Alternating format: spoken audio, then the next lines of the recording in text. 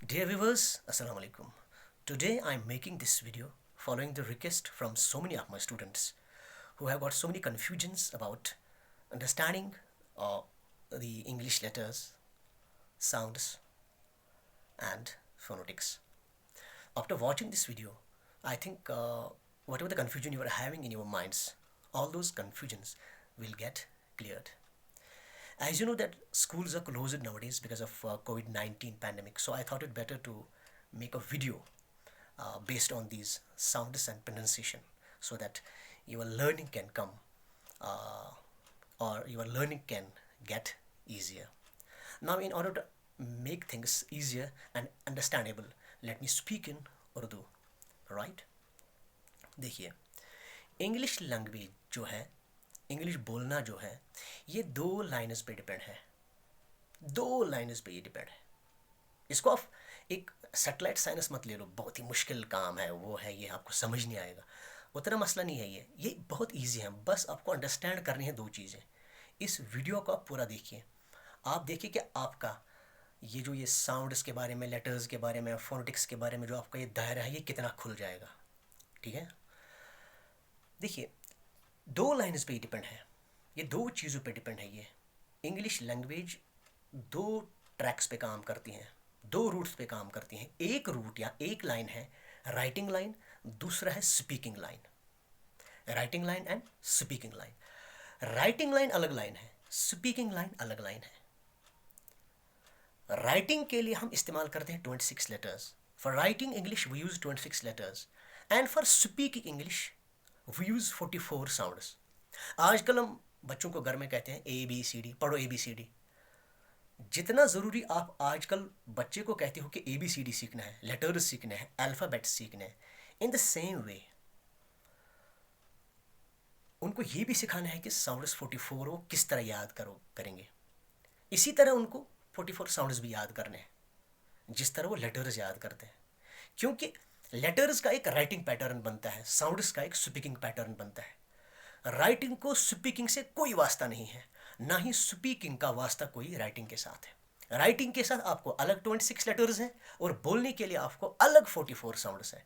सो अपने स्टूडेंट्स पे, अपने बच्चों पे ये बात थोड़ा लाजमी बनाइए कि उनको लेटर्स के साथ साथ साउंड्स भी आने चाहिए, साउंड्स भी उनको याद होने चाहिए, क्योंकि हर वर्ड की अपनी अपनी प्रोनाउंसिएशन होती है, जो प्रोनाउंसिएशन इन्हीं साउंड्स पे डिपेंड होती है। अब देखिए कैसे आपको मैं थोड़ा और इजी करके समझाता हूँ। हम कश्मीरी में एक जुमला लेंगे, पहले इसको उर्दू में कहेंगे, मैंने खाना खाया। कश्मीरी में कैसे कहेंगे? मैं क्यों बत। अगर मैं कहूँगा मी क्यों बुत, क्या ये ठीक है? ग्रामेटिकल ये ठीक है, जहाँ तक ग्रामर का सवाल है ये ठीक है। मैं क्यों बत, मैंने खाना खाया, आई एट फूड। लेकिन जब मैं कहूँगा मी क्यों बुत, ये ग्रामेटिकली ठीक है, मगर प्रोनाउंसिएशन इसकी गलत है। आपने जिस अंदाज से, जिस तरीके से इसको बोला वो गलत है। ये है मैं क्यों बत, न कि मी क्यों बुत। जो ही आपने कहा मी क्यों बुत, ये प्रोनाउंसिएशन गलत है। आपने प्रोनाउंस इन वर्ड्स को गलत तरीके से किया, बशर्ते कि आपने ये ठीक से लिखा, लेकिन प्रोनाउंसिएशन आपकी गलत है। राइट?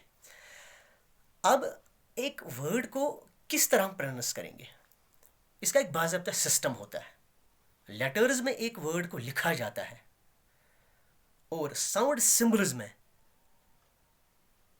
इसको दोबारा लिखा जाता है, और उन साउंड सिंबल्स को पढ़ के आपको ये अंदाज़ा होता है कि इसको कैसे प्रोनाउंस करना है।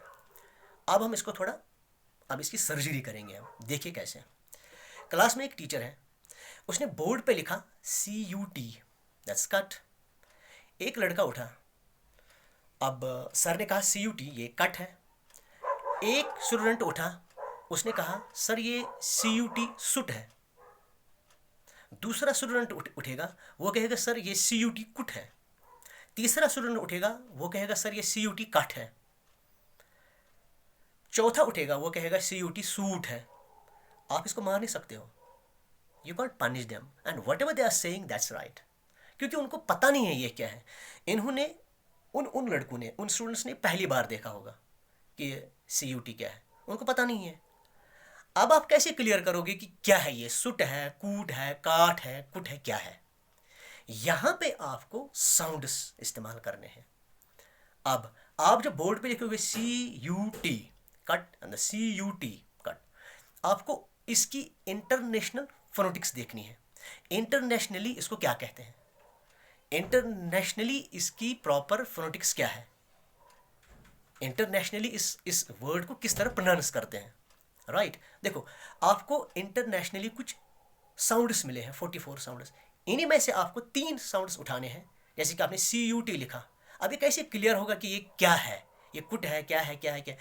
आपको बाज़ाब्ता साउंड 3 लेने हैं 44 साउंड से, जो इंटरनेशनली एक्सेप्टेड है। वो है क आ ट, क आ ट, क आ ट। क्या बन गया? अब मिला के चलो, क आ ट, काट। ये क है, ये साउंड है, ये आ ये साउंड है, ये ट है ना, ये साउंड है। अब मिलाया आपने क आ ट, कट। अब यहाँ से आपने CUT लिखा, ये पता नहीं आपको ये क्या है, ये सुट है, सूट है, कूट है, क्या है, लेकिन यहाँ से आपको उधर ही दिया गया है। आप साउंड इस्तेमाल कीजिए, आप डिक्शनरी में देखिए कि इसका साउंड क्या है, इसकी प्रोनाउंसिएशन क्या है। वहाँ ये लिखा होगा क आ ट, क्या पढ़ना है, कट, क आ ट, कट, कट। ये क साउंड है, अ साउंड है, ट साउंड है। जिस तरह आपने CUT लिखने के लिए 3 लेटर्स लिए 26 लेटर्स से, आपने 3 लेटर्स लिए 26 लेटर्स से, 26 लेटर्स में से आपने 3 लेटर्स लिए CUT। इसी तरह आपने क आ ट, ये 3 साउंड्स लिए, 3 साउंड सिंबल्स लिए किससे, 44 साउंड से, बन गया क आ ट, दिस कट, कट। यहाँ पे आप बच्चे को क्लियर कर सकते हो कि ये इंटरनेशनली एक्सेप्टेड इसकी प्रोनाउंसिएशन है, क आ ट। इसे कहते हैं इंटरनेशनल फोनेटिक्स अल्फ़ाबेट, जो इंग्लैंड में बनता है, जो इंग्लैंड में, ब्रिटिश में डिसाइड होता है कि इसको किस तरह से प्रोनाउंस करना है। हमें वही पढ़ना है जो हमें वो कहते हैं। अब दूसरा वर्ड है, आप लिखोगे बोर्ड पे TEACHER। तो TEACHER लिखने के लिए आपने लेटर्स इस्तेमाल किए, यू यूज सम लेटर्स, है ना, TEACHER। तो 26 लेटर्स में से कुछ लेटर्स आपने लिए और बना दिया आपने TEACHER, टीचर। अब आप कहोगे बच्चों को ये क्या है, कोई कहेगा ये टी अचार है, टिया अखर है, या टीच उर है, या टी अचार है, या टा खीर है। क्या कहोगे इसको? उसको कोई, उसका कोई दोष नहीं है ना, उसकी कोई प्रॉब्लम नहीं है, वो तो कुछ भी कहेगा बेचारा, उसको समझाना है। अब वहाँ पे क्या करोगे आप, आपने जिस तरह लेटर्स लिए, अब 44 साउंड्स में से आपको देखना है डिक्शनरी पे, है ना, या आपके फ़ोन में डिक्शनरी होती है, उस पर देखना है कि ये साउंड्स में किस तरह लिखा है। लिखा होगा वहाँ पे, यहाँ से लिखा है TEACHER, साइड में, उसी साइड में close to that this alphabetical writing, close to that वहीं पे लिखा होगा TEACHER, TEACHER, teacher, TEACHER, this is TEACHER। अब मिला के चलो, TEACHER, टीचर, टीचर। ट साउंड है, ई साउंड है, च साउंड है, अ साउंड है। इसका मतलब है आपने लिखा TEACHER, लेटर इस्तेमाल किए।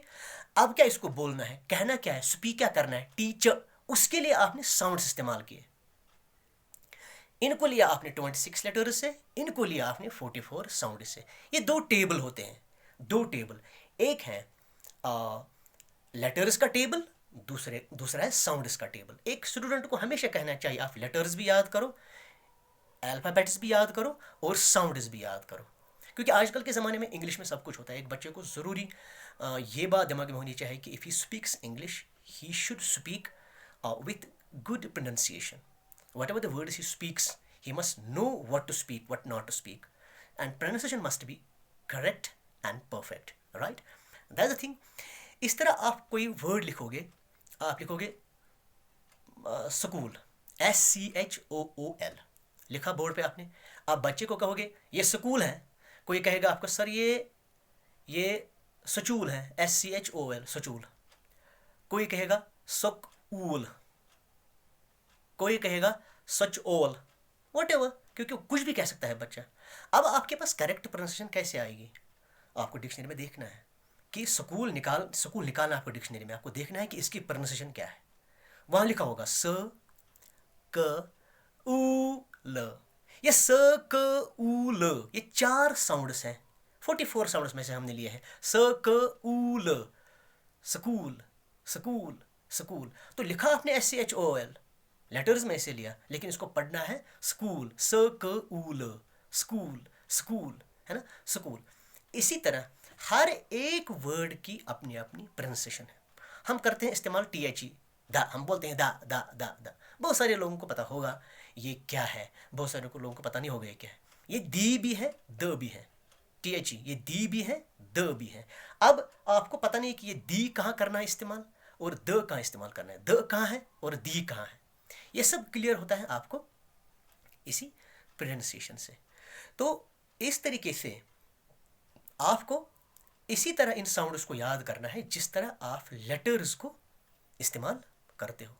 तो यहाँ पर एक बात साफ हो जाती है कि हम राइटिंग के लिए इस्तेमाल करते हैं लेटर्स और बोलने के लिए साउंड्स, स्पीकिंग के लिए साउंड्स। ये अलग अलग 2 चार्ट होते हैं, letter chart and sound chart. एक स्टूडेंट को, एक बच्चे को हमेशा ये कहना चाहिए कि आपको दोनों टेबल याद कर रहे हैं। अब कोई, अब आप अंग्रेज़ी पढ़ाते हो, कोई आपके स्टूडेंट्स होते हैं घर में, बच्चे होते हैं घर में, आजकल लॉकडाउन है तो पढ़ाते हैं, अब अंग्रेज़ी पढ़ते हैं। अंग्रेज़ी जब पढ़ते हो किताब से, when they read English words और इंग्लिश सेंटेंसेस, उनको पता नहीं होता है कि इस वर्ड को क्या पढ़ेंगे। They don't know how to pronounce any particular word, उनको पता नहीं होता है। बहुत सारे बच्चों को, इन बड़े बड़े स्कूलों के बच्चों को, जब वो अंग्रेज़ी पढ़ते हैं बुक से, तो उनको पता नहीं होता है कि इसकी प्रोनाउंसिएशन क्या, कैसे पढ़ेंगे। कोई मसला नहीं है। देखो, वर्ड को अंडरलाइन कर लो, वर्ड को अंडरलाइन कर लो। अंडरलाइन करने के बाद ये आप डिक्शनरी में देखो, चाहे वो आपको इसकी सॉफ्ट डिक्शनरी हो या हार्ड डिक्शनरी हो। आपकी डिक्शनरी घर पे होती है या आजकल सभी मोबाइल फ़ोन डिक्शनरी होती है, देखो उसमें वर्ड देखो, वहाँ वो वर्ड लिखा होगा पहले इंग्लिश में, बराबर जो आपने जिस तरह इंग्लिश बुक में लिखा है ना, लिखा होगा। और साइड में इसके साथ ही ये साउंड्स में लिखा होगा। मगर आपको ये साउंड्स याद होने चाहिए। जो ही आप साउंड्स देखोगे कि कौन कौन सा साउंड इस्तेमाल हुआ है, उसी साउंड को मिला के पढ़ना है, हो गया काम। ठीक है। फॉर एग्जाम्पल, मैं एक वर्ड लिखूंगा, मैं पढ़ूंगा आई विल ईट फूड। मैं कहूँगा यार, आई एम कन्फ्यूज्ड, ये फूड है, फाड़ है, क्या है। अब हो गए कन्फ्यूजन। फूड देखो डिक्शनरी में, खोली डिक्शनरी या मोबाइल में डिक्शनरी देखो, जो ही आपने FOOD देखा ना, वहाँ लिखा होगा FOOD। अब यहाँ पे IPA, इंटरनेशनल फोनेटिक अल्फ़ाबेट, वहाँ लिखा होगा फ ऊ ड। फ एक साउंड है, ऊ एक साउंड है, ड साउंड है। अब मिला के चलो तेज, फ ऊ ड, फूड बन गया फूड। इसी तरह से जो भी आप वर्ड डिफ़िकल्ट पाओगे अपनी इंग्लिश बुक्स में, उसको डिक्शनरी में देखो, किसी भी जगह डिक्शनरी में देखो, एक साइड से लिखा होगा वो लेटर्स में, दूसरी साइड से होगा लिखा होगा वो साउंड्स में, और वही साउंड्स को मिला के चलना है और वही उसी तरीके से उसको बोलना है। ठीक है। अब ये साउंड्स क्या होते हैं, ये क्या है, इनके टाइप्स क्या होते हैं, ये हम डिस्कस करेंगे अगले वीडियो में। तो until then, take care, bye.